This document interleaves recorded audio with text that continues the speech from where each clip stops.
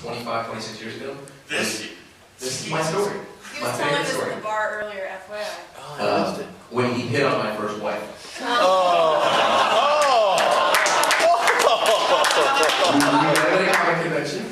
He met us, was very gracious, shook our hands, and he says, you know, if you ever want to leave this guy, pack up your things, show up on my doorstep, I'll take you. Wow! That's not hitting on, that's just standard conversation. I've said that before. 4 years later at another convention, I told him the story, and he did apologize. He said, oh my God, I am so sorry. Did I say that? What I meant was, show up on my doorstep, I'll buy you all new things. Oh. I was a little more flushed then. Sorry. I think I can tie this together a little bit. Wait, no, you needed to see Wendy. She was, anyway. Like I said earlier, I was in the studio with Bill and Keith Wilson, and I didn't have a lot of cash, and I was riding around on a piece of crap motorcycle that I got for about $100. So I'm surprised you didn't just stare at me when you were talking about Kickstarter earlier. Oh yeah, so that motorcycle. How many times did I pick that motorcycle up the streets of Austin? So a lot of people say horrible things about Willingham. I'll say something nice, unlike that creep man Sturgis.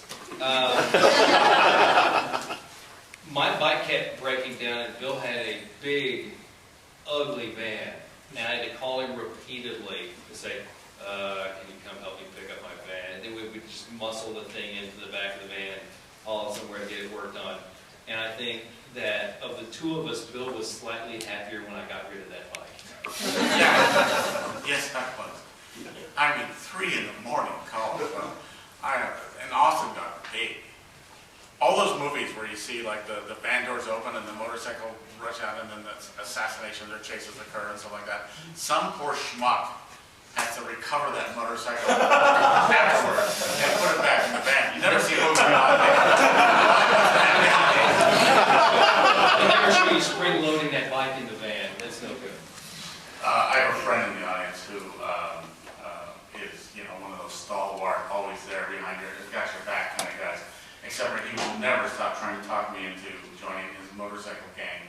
He has a over the hill motorcycle gang composed of his wife and every single relative and every single neighbor.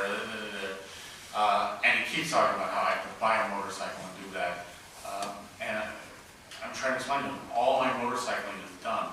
Not only my piece of crap motorcycle that I used to own that did not have a stupid enough friend with a van to come and do it, but I sublimated the whole experiences of picking up your damn motorcycle.